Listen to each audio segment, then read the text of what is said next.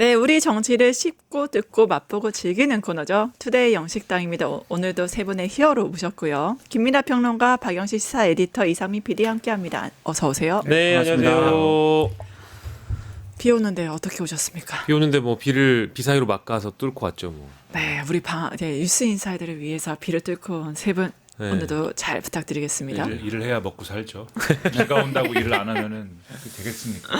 네. 오늘 저희 다 회색 톤이네요. 그러게요. 저까지 다. 그러네요. 뉴스토마토 로고를 불교 방송으로 바꿔도 손색이 없습니다. 왜 거기서 불교가 나오죠?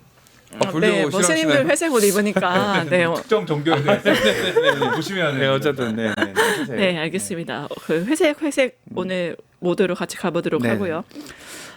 또 이슈가 참 많잖아요. 또 최근 주목한 뉴스 손 들고 자원 어떤 게 있으실까요?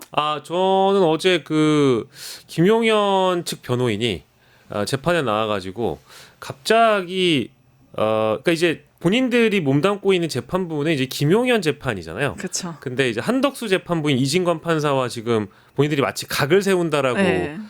지금 주장을 하고 있는 것 같아요. 왜 쇼미더머니를 찍어요 거기서? 그러니까요. 근데 거기에서 자신들이 몸담고 있는 김용현 재판부에서 발언을 하길 이제는 재판부와 화해를 하고 싶다라고 얘기를 한 보도가 어제 있었더라고요. 그러니까요.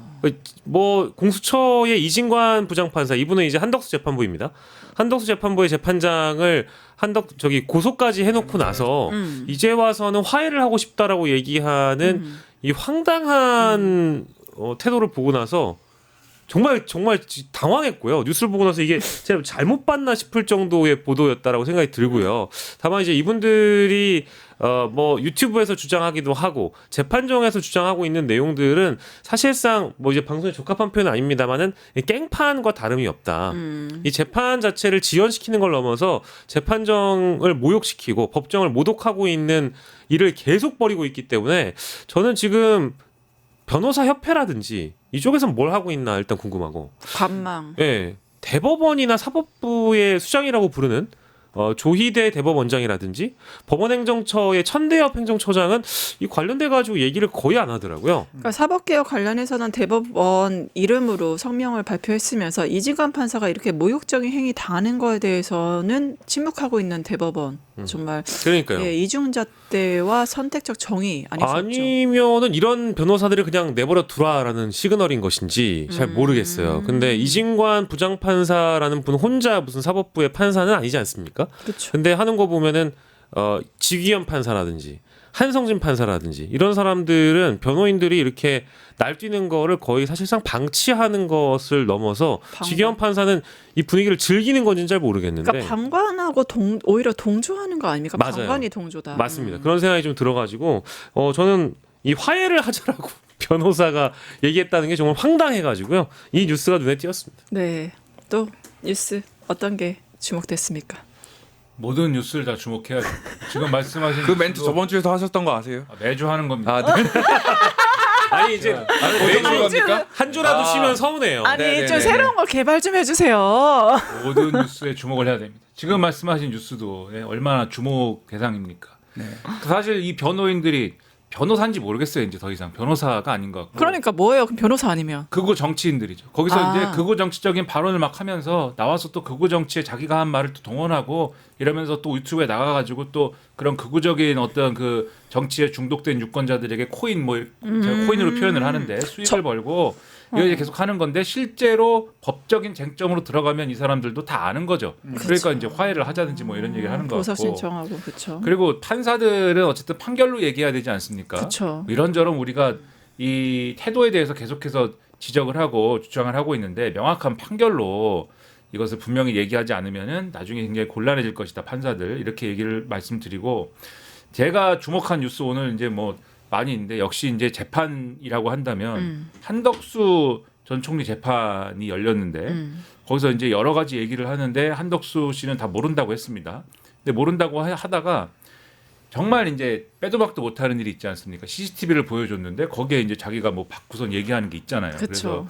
그래서 계엄 선포문 이거 미리 받아본 거 아니냐라는 점에 대해서 먼저 봤다. 그리고 계엄이 해제된 후에 파쇄를 했다.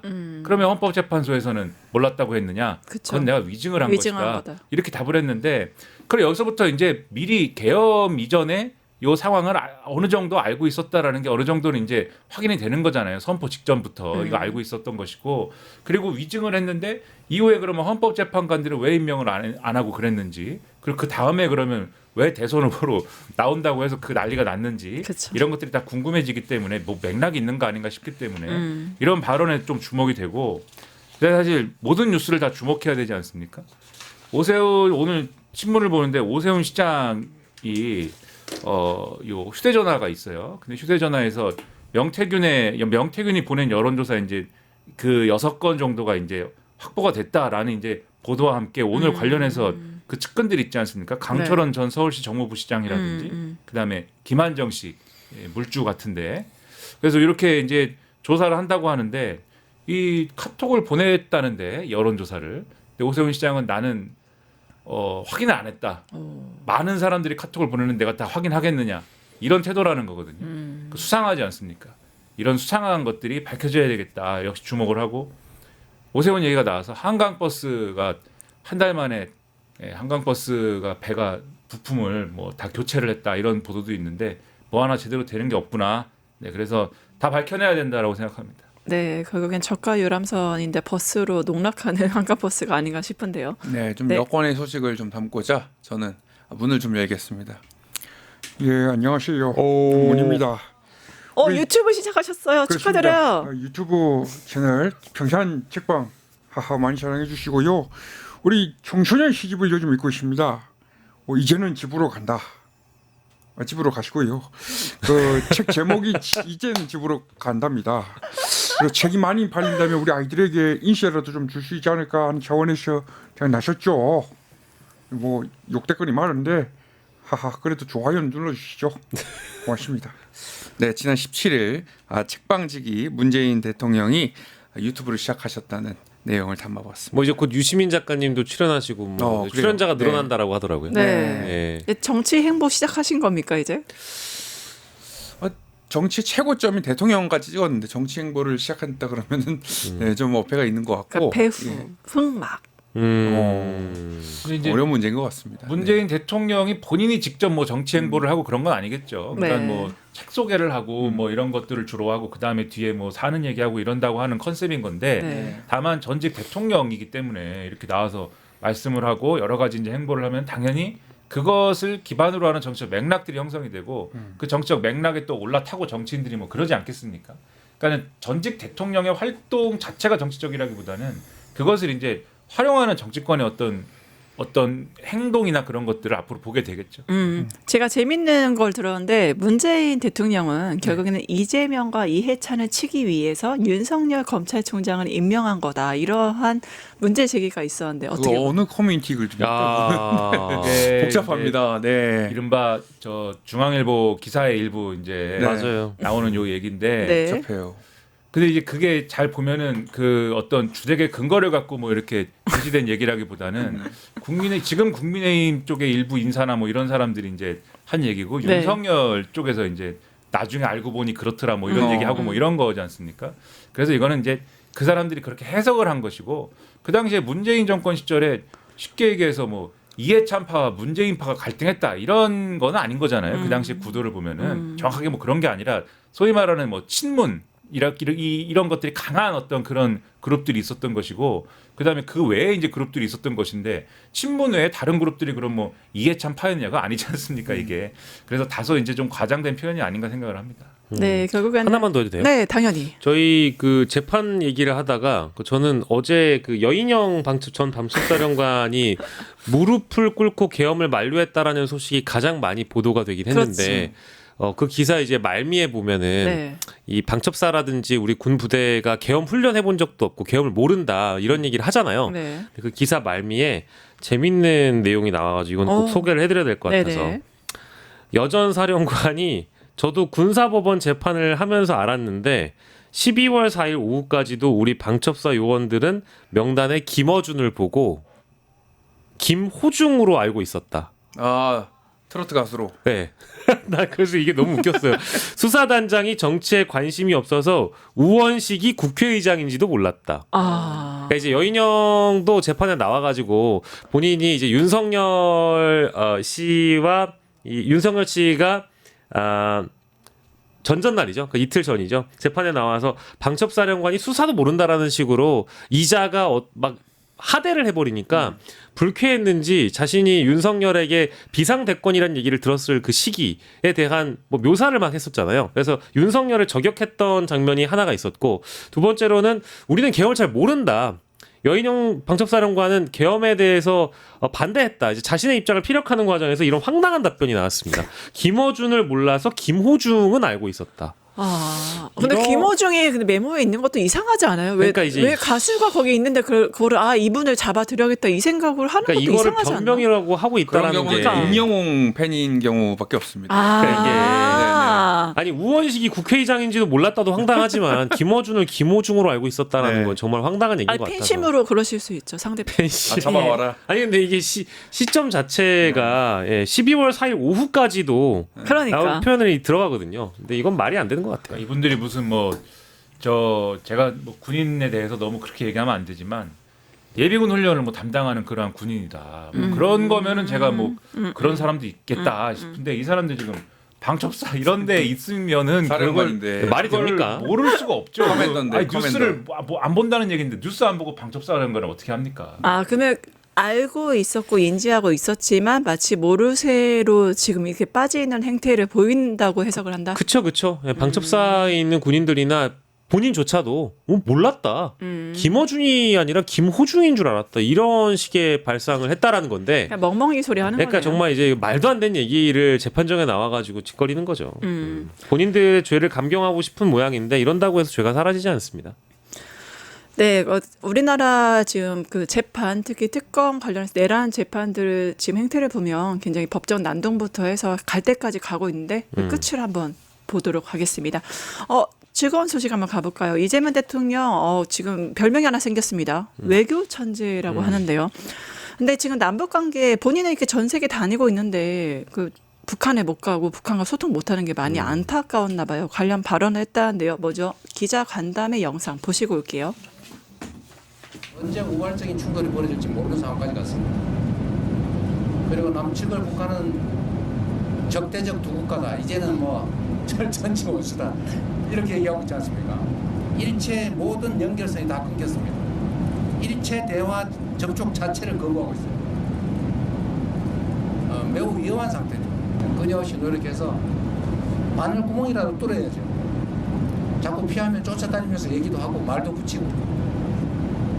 안 듣겠지만 군사분계선 불명확하니까 이거 사고 나겠다. 진짜 총격전이 벌어질 수도 있겠다. 서로 자기 땅이라고 우기다가 이런 거 대화에서 선을 긋자. 이런 거라도 해야죠.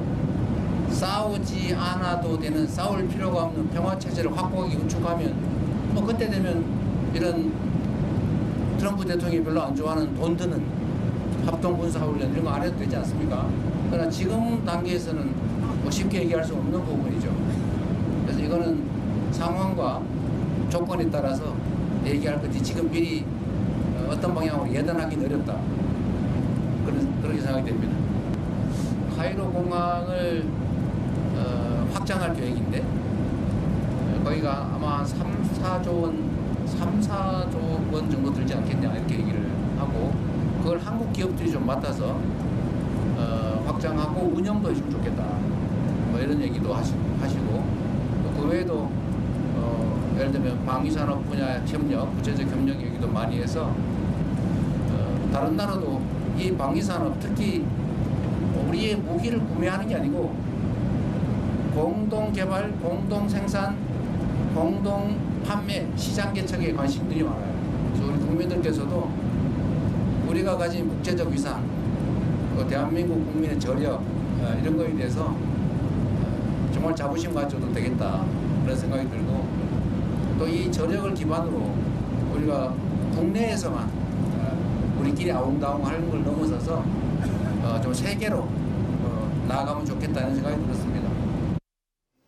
네, 결국에는 남아공 G20이 끝나고 이제 기자 간담회에서 이 남북 관계가 완전히 단절됐다는 그런 안타까움을 보여주면서 기자 간담회 발언을 한 것 같아요. 연결선이 다 끊어졌고 결국에는 이재명 대통령 이런 발언 좀 어떻게 보셨습니까? 그러니까 이 민주당 정권에서 사실 이제 대북 관계나 이런 것들을 풀어야 되는 어떤 노력이나 이런 거를 당연히 이제 해야 되겠죠. 근데 지금 조건이 워낙 안 좋은 게 사실입니다. 그러니까 문재인 정권에서의 이 대북 협상 이런 것들이 좀 성과를 많이 냈으면 그래도 지금까지 오는데 상당히 좀 괜찮았을 텐데 그게 이제 당시 트럼프 행정부의 그러한 이제 고집 뭐 내지는 이상한 아집 이런 것 때문에 좀 어그러졌던 게 상당히 유감스럽고 그 직후에라도 어쨌든 뭔가 좀 이 계기를 잡을 수 있었으면은 괜찮았을 텐데 윤석열이라는 이런 사람이 집권을 하는 바람에 북한하고 관계를 뭐 이렇게 좀 개선하기는커녕 거의 뭐 이 적대적인 관계 위주로 이렇게 일부러라도 거의 그렇게 가려고 했던 거지 않습니까? 마지막에는 이제 비상계엄을 선포하는 데 있어서도 그 정당성을 이제 북한의 어떤 도발이나 이런 찾으려고 했던 것이고 그래서 도발 유도를 막 하려고 한 건데 그런 과정이 쌓여가지고 결국 지금 이재명 정부의 대북 정책의 어떤 그러한 부담으로 다 돌아온 거거든요. 맞아요. 그래서 그런 점에서 지금 이재명 대통령 굉장히 답답할 것 같습니다. 본인이 대통령이 되면은 대북 관계를 이렇게 해야 되겠다, 저렇게 해야 되겠다. 경기도지사 시절부터 많이 생각을 했지 않겠습니까? 맞아요. 근데 그런 기회가 많이 이제 사라져 있는 좁은 문이 돼버렸다라는 거를 이렇게 표현을 한 것 같고, 근데 말씀하는 대로 이재명 대통령 말씀대로 뭐 이 대북 관계와 관련돼서는 지금 사실 그렇게 가능성을 찾기는 좀 어려운 이 현실이긴 한데. 그게 바늘구멍이라고 표현을 했지만 뭐라도 이제 해서 요 모멘텀 찾아야 되는 것이죠. 그런 이제 수단 중에 하나로 한미 훈련 이제 선제적인 어떤 좀 축소 중단 이런 것들도 시사를 한 건데 실제 뭐 이게 어떤 방식으로 될지는 지켜봐야 되겠지만 네. 이것도 이제 이전에 문재인 정권에서 사실 고려됐고 그저 어느 정도 이제 실행됐던 솔루션 중에 네, 하나거든요. 맞아요. 그래서 그런 방안부터 시작을 해서 좀 더 창의적이고 여러 가지 또 실효적일 수 있는 방안을 찾아내는 것이 필요하겠다라는 생각을 하게 만드는 그런 얘기였습니다. 결국은 과거에 좀 생각해보면 우리 확성기, 대북 확성기 윤석열 때 다시 시작됐고 그다음에 오물풍선, 그다음에 대북풍선 서로 왔다 갔다 하고 2014년도에 고사포 충격 그때 전쟁 날 뻔했거든요. 그러니까 그런 것들로 인해서 지금 한라인까지 끊긴 상태이기 때문에 이러한 남북관계 단절을 굉장히 좀 안타까워하고 있는 것 같다라는 생각이 들긴 합니다. 네. 그렇죠. 예. 안타깝습니다. 그러니까 이제 이게 그 대통령이 갖고 있는 관점이라는 게 남북 평화의 관점이라는 건 결국 이제 비용과 연결되는 측면이 있는 것 같아요. 그 평화가 곧 경제다라는 그렇죠. 마음을 갖고 계시기 때문에 사고를 갖고 계셔서 뭐 여러 차례 강조를 하시기도 했죠.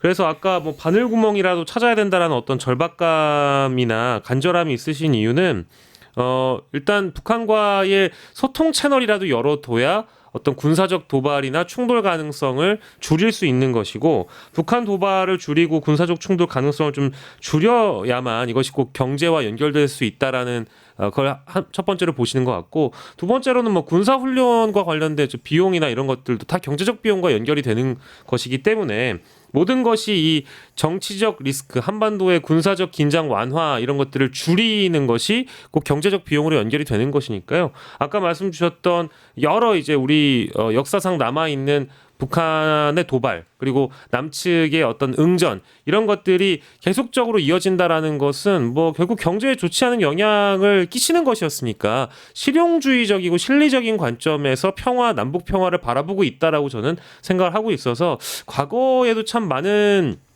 정치 지도자들이 남북 평화를 강조하셨는데 혹시 뭐 나오실 분 계시면 편안하게 나오셔도 될 것 같은데. 네, 영상에는 안 나왔지만 네. 통일 뭐 추구하는 방식이 중요하지 않겠습니까? 이재명 대통령은 통일은 헌법적 책무입니다. 궁극적 목표죠. 그러나 우리 정부는 일방적인 방식에 추구하는 것은 지향하고 있습니다.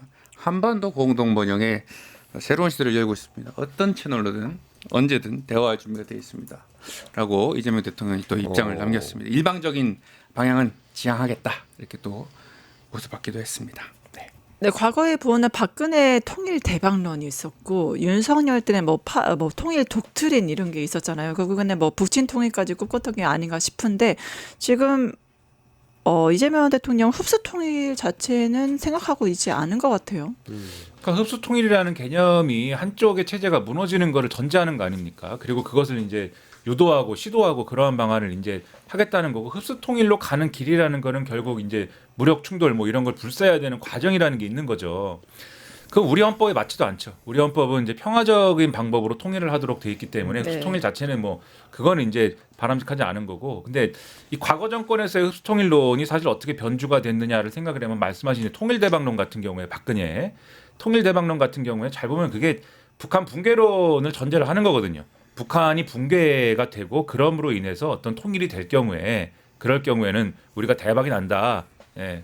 뭐 대박이라는 말이 뭐 좀 그렇지만은 북한에 뭐 자원도 있고 뭐 여러 가지 또 거기 가서 개발도 하고 이러면은 경제가 돌고 뭐 이런 얘기지 않습니까? 네네. 그러니까 북한 입장에서 볼 때는 그 통일 대박론이라고 해서 통일을 뭐 열심히 하자는 얘기가 아니라 자기들이 망했으면 좋겠다라는 얘기에 가까운 얘기이기 때문에 그래서 그때 당시에 통일 대박론 얘기하고 오히려 그때 뭐 드레스덴 선언이라고 하고 네. 그랬는데 오히려 북한이 반발하고 이랬거든요. 그러니까는 흡수 통일론의 연장선에 있는 어떤 그 이명박 정권의 이제 뭐 비핵 개방 3천이라든지 이런 거 다 비슷한 결인데 그런 거를 시도해 가지고 북한하고 잘 된 적도 없고 또 그렇게 유도하는 대로 그런 북한이 붕괴를 실제로 해야 이제 이런 담론들이 성과가 있는 건데 붕괴를 하지도 않고 러시아도 있고 중국도 있는데 어떻게 하겠어요? 그렇죠. 그러니까 사실 흡수 통일론의 그 연장선에 있는 이런 담론들은 첫째로 아까도 말씀드렸듯이 헌법상의 우리나라의 어떤 그런 이 전통적인 통일 정책에 맞지도 않고 둘째로 실효적이지도 않기 때문에 당연히 이건 이재명 대통령이 당연히 이제 아는 사안이니까 이렇게 얘기를 하는 거죠. 네.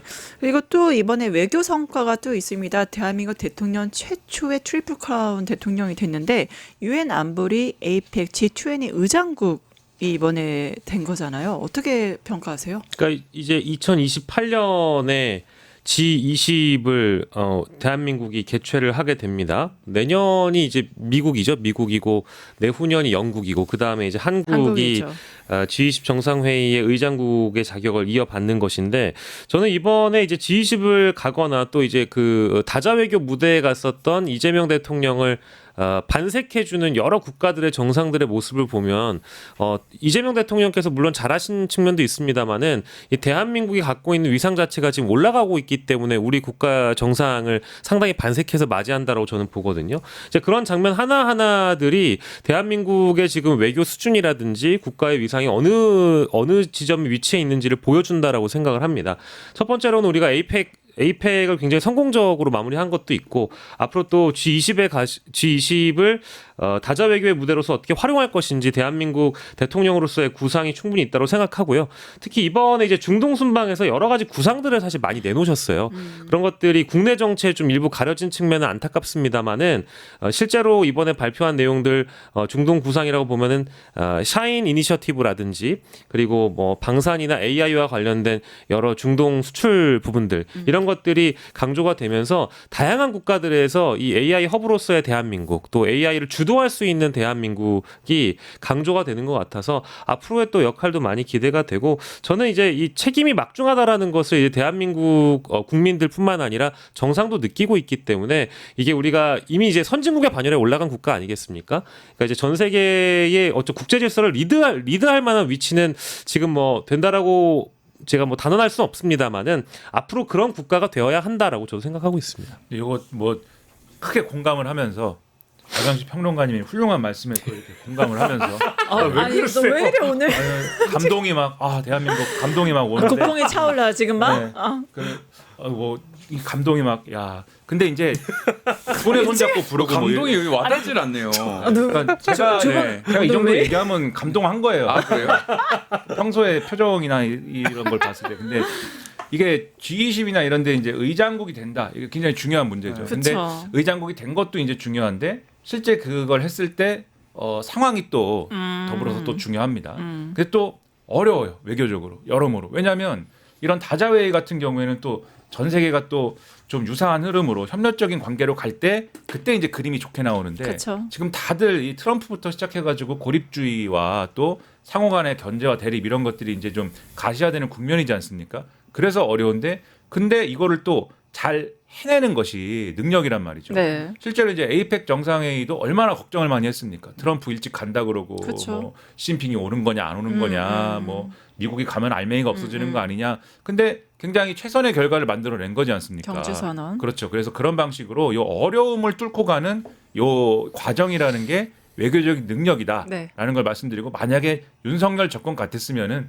그냥 뭐 마시고 뭐 먹고 하면서 끝났을 그럴 자리가 될 네. 수도 있는 건데 폭망 외교. 그렇지 않다는 점에서 또 박양식 평론가님 말씀하신 그러한 이제 중요한 것들을 되새기고 있는 것이죠. 네, 에이펙에서도 이재명 대통령이 그 CF에 출연하지 않았습니까? 네. 성대모사 할 건 아니고 아, 그 이거 G20에서도 어. 저는 CF 출연하시길 간곡히 빌겠습니다. 네. 네네네. 고대하고요. 좋은 기운이 있는 것 같습니다.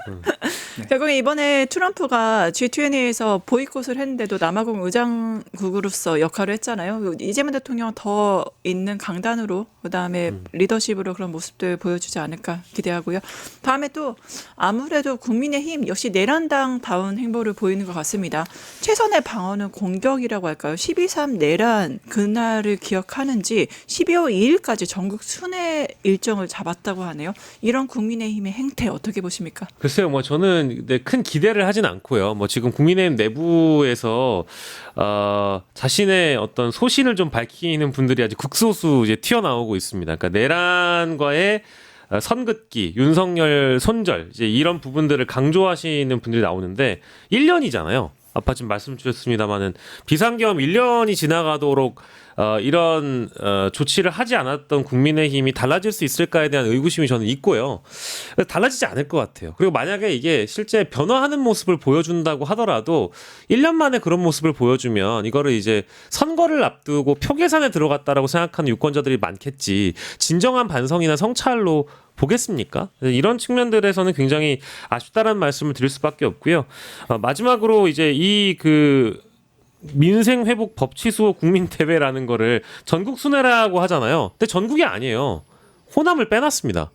그러니까 이제 영남순회. 그러니까 이제 이게 호남을 빼놓고 이런 순회 일정을 간다라는 거에 대해서 이게 이제 정치가 기본적으로 나아가야 할 방향인 국민 통합과 어떤 합치점이 있는 것인지 잘 모르겠어요. 그래서 좀 대체적으로 아쉽고 다만 또 연단에 올라서 메시지를 무엇을 내놓냐도 중요하지 않겠습니까? 근데 지금 집권 반년도 되지 않은 대통령을 이제 끌어내리겠다, 물러나라라고 지금 주장하고 있는 거잖아요. 거기에 공감할 수 있는 국민들도 많이 없을 것 같아서 메시지에 대한 수정도 좀 필요한 것 같고요. 네, 또 조갑제 주필 행보가 굉장히 눈에 띄는데 민주당과 국힘당을 초토화시킨 한동훈의 전략 이렇게도 얘기하고요. 또 한동훈과 오탄이의 공통점 거의 찬양 수준인데 조갑제 주필 이거 뭡니까? 한동훈 전 대표와 오타니 쇼헤이의 공통점이 있을까요? 네. 저는 뭐 없다고 보는데. 네, 오타니 투타를 다 잘해야 오타니에. 그러니까 오타니는 투타를 개척했고 한동훈은 론스타 항소 결단으로 살아있는 신화를 만들었다. 이거는 거의 숭배 수준 아닌가요? 근데 이제 그게 가령 한동훈 전 대표의 이제 정치적인 어떤 스킬에 대해서 좀 의문을 갖는 부분인데 가만히 있으면은 저렇게 다들 찬양을 해줬을 겁니다. 보수 언론도 그렇고 조갑재 씨도 그렇고 뭐 다 나와서 한동훈이 없었으면은 뭐 이게 뭐 가능했겠느냐. 그러면 가만히 앉아서 이제 겸양의 모습을 보이면 되는 거거든요. 그렇죠. 저는 한 게 없고요. 뭐 이렇게 하면 되는 건데, 근데 그거를 내 거다, 이거는 내 음식이다, 아무도 손대지 마라 이러는 바람에 사실 날려버린 거예요. 이 자기 PR의 기회를. 맞아요. 내 거예요. 아무도 손대지 마세요. 그래서 김민석 국무총리랑 정성호 법무부 장관이 그래요. 뭐 한동훈 전 대표도 잘했습니다. 이렇게 얘기하니까 할 말이 없어지지 않습니까? 그러니까 왜 그런 태도인지 이해가 안 되고, 그리고 따지게 되잖아요. 이렇게 나오면은 정말 론스타 취소 소송 청구하자고 한 것이 한동훈 이게 승리한 것이 한동훈의 공인가 따져보게 되지 않습니까? 이 취소를 청구를 한 건 맞아요. 네, 그거는 뭐 한동훈 씨의 공입니다. 그거는 인정할 수 있어요. 근데 계속해서 이 취소 소송의 과정에서 계속 관여를 해가지고 법률적인 어떤 역할을 한 것이냐, 그렇지는 않지 않습니까? 그렇죠. 우리가 다 알듯이 네. 국민의힘 비대위원장으로 가고 그다음에 계엄 뭐 저러 내란 되고 뭐 이렇게 되는 과정에서 사실 그 이후에 한 역할이라고는 사실 없는 것이고, 그다음에 이 론스타 취소 청구 소송에서 이 취소소송 청구에서 가장 많은 역할을 했다고 하는 실무자라고 하는 분도 같이 나와가지고 발표를 했는데, 그분도 사실 한양대 로스쿨에 있다가 이렇게 오신 분인데 이분이 온 때도 박성재 장관 때라는 거예요. 그럼 또 아니지 않습니까 이게. 그리고 한동훈 전 대표 사실관계가 안 맞는 부분이 있는데 외환카드 주가 조작 사건에 대해서 자기가 옛날에 2003년 4년 이때 대검 중수부 있을 때 내가 그 유죄 받아내가지고 오늘날에 이 취소 이 사건도 승소를 한 거야 이렇게 주장을 하는데 그게 논리가 그렇지가 않거든요. 절차의 문제이지. 그렇죠. 그렇고 외환카드 주가 조작은 그때 유죄를 받았는데 이 외환은행 이 헐값 매각 사건에 대해서는 다 무죄였어요. 이게 그러면 그 수사가 성공한 수사냐? 그러니까 하나하나 다 따지게 됩니다. 이렇게. 그러니까 이게 사실 따지고 보면 약점이 많은 주장을 이렇게 한 것인데, 근데 그럼에도 불구하고 이제 좀 이런 걸 포장을 해서 보수 전체가 지금 이 장동혁 지도부의 극단적인 어떤 행태 때문에 붕괴하게 생겼으니까 한동훈이라도 뭘 해줬으면 좋겠다 이렇게 하는 기대가 지금 있으니까 보수 이런 얘기를 재편의 기대. 하는 거거든요. 하지만 지금도 쭉 말씀드렸듯이 한동훈 전 대표의 그런 정치적인 어떤 스킬 내지는 사실은 보수 노선에 대한 뭐 얘기가 없는 거잖아요. 제가 볼 때는 한계가 명확하고 안 될 것이다라고 보는 겁니다. 네, 시간관계상 나는 마지막. 김종인이라고 봐요. 야당이 그럴 것 같으면 변신을 해야 되기 때문에 변신을 못하기 때문에 이런 꼴이 난다고 봐요. 희망이 없다고 봐요. 아, 그래서 한동훈 전 대표는 어떻게 생각하십니까? 별의 순간이요? 예. 별의 순간. 댐비냐? 나는 그 변의 순간이에요. 그러면? 장동혁이 아닌 이상 저 장동혁도 전광훈, 황교안 같은 사람 똑같은 사람끼리 뭉쳐서 뭐가 그렇게 이제 그렇게 묻지않을 수가 없어요. 명태균은 어떻습니까? 명태균은 어때요? 그건 쓸데없는 얘기하고 있어서. 그렇습니다. 네, 마지막 질문입니다. 그 조국 98.6% 압도적인 창선율 당선됐잖아요. 장동혁 또 조국과 토론한다고 하는데 어떻게 보세요? 향후 전망. 얘기가 좀 길어질 것 같긴 한데 짧게 부탁드립니다. 정무적인 선택이 좀 잘못됐다고 저는 보는 거예요. 그러니까 조국 대표께서 누군가와 토론을 한다는 거 아주 좋은 일이죠. 정치권에서 정치인들이 하나의 주제를 놓고 뭐 여러 가지 주제를 놓고 토론해도 됩니다. 근데 이게 지금 조국 대표가 가고자 하는 길이 이제 민주당보다 더 이제 진보적으로 가겠다. 그리고 이제 국민의힘을 영석으로 만들겠다. 이재명 대통령을 성공시키겠다. 이제 이런 말씀들을 많이 하셨잖아요. 근데 대장동 항소포기 논란 이게 다시 지금 이미 전 수면 아래로 가라앉아 있다라고 판단하는 쪽인데 이걸 장동혁 대표하고 토론을 해서 이재명 대통령에게 일단 어떤 이득이 있을까라는 거는 전 잘 모르겠어요. 그래서 이거는 정무적인 선택을 좀 잘못하신 것 같다. 제가 네. 20초만 재미있는 얘기를 하겠습니다. 네. 여기 원고 있어서 그런데 네. 진중권이라는 사람이 조국 득표율 98.6% 47년 만에 박정희 99.996% 이후에 처음 본다. 이준석이라는 사람이 개혁신당에서 대표될 때 98%였거든요.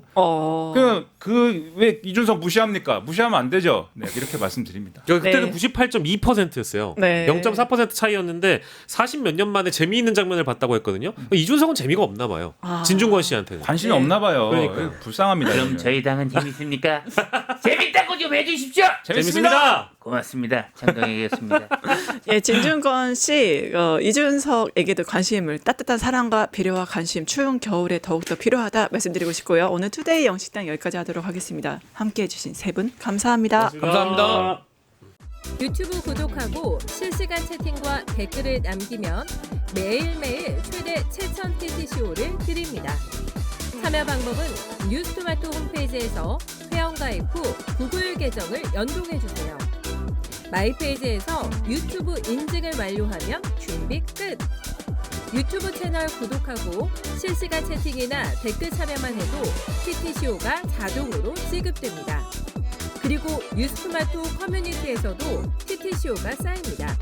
출석, 글쓰기, 댓글, 투표, 친구 초대까지 활동할수록 더 많은 TTCO를 받을 수 있습니다. 지금 바로 참여하고 TTCO 받아가세요.